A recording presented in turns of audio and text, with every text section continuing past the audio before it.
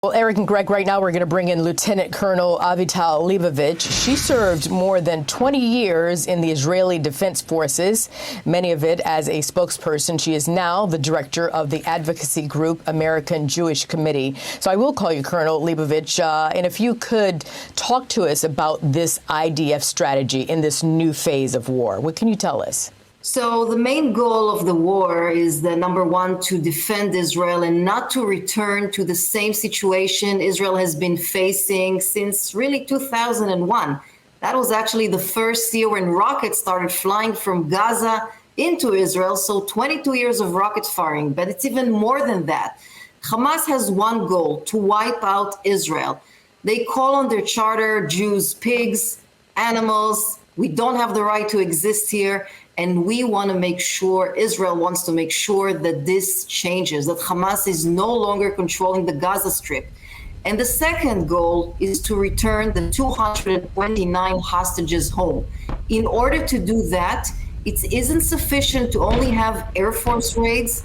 That's not going to get these two goals. That's the reason why the expansion of the operation has been taking place since yesterday.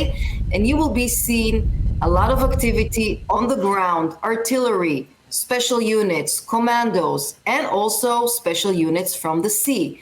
And this, I hope, and we all hope here in Israel, will bring us to the final outcome of the war. And what is that final outcome? What would it look like from your experience? Well, we cannot afford to continue when Hamas is controlling Gaza. And in order to change the authority in Gaza, for example, to the Palestinian Authority, which that would be the acceptable solution, we need to make sure that every single Hamas officer, whether junior or senior, is eliminated. We need to make sure that any terror infrastructure inside Gaza, whether it be storages of rockets, launchers, underground tunnels crossing the borders into Israel, different facilities used for terror, drones, we have to make sure that all of these facilities are eliminated. And in order to do that, we have to work very carefully. Yeah, and Prime Minister Netanyahu just said what you are saying, that you will destroy Hamas and save hostages. So, and you said you have to work very strategically, because what will IDF do to locate and extract American and dual national citizens who are being held hostage? How do you navigate that? Well, I think that this relates to a broader question, and this is the very good and close strategic relations Israel maintains with the U.S. We have seen here, we welcomed with open arms President Biden and Minister Blinken and Lloyd Austin, who were here and spoke great words of solidarity. So the conversations are very close between the countries, and I believe that there will be a solution for those holding dual citizenships. But please keep in mind, we are right now fighting the war of survival. So we need to continue and defend ourselves. Just 2 minutes before I came here to the broadcast, there was another rocket attack, half an hour from where I'm sitting here in my living room. So we're still right in the midst of ongoing defense.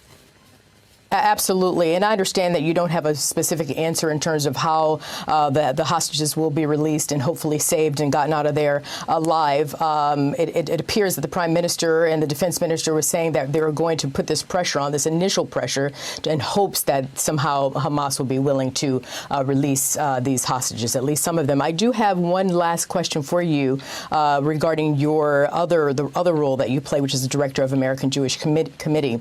And I wanted to ask you, is there any way to end the sometimes deadly cycle of hatred and attacks on Jewish Americans in our country? You know, I think it begins and ends with education. There is a lot of ignorance. People are not sure what exactly is a Jew. And there is a lot of incitement on social media. So I also hold the companies of social media responsible. And there's also enforcing of law. Because at the end of the day, when there is Jew hatred, anti-Semitism, it doesn't just stop there. It goes down to other minorities. It goes to gay and lesbian communities and others as well. So it's really about values and what we stand for.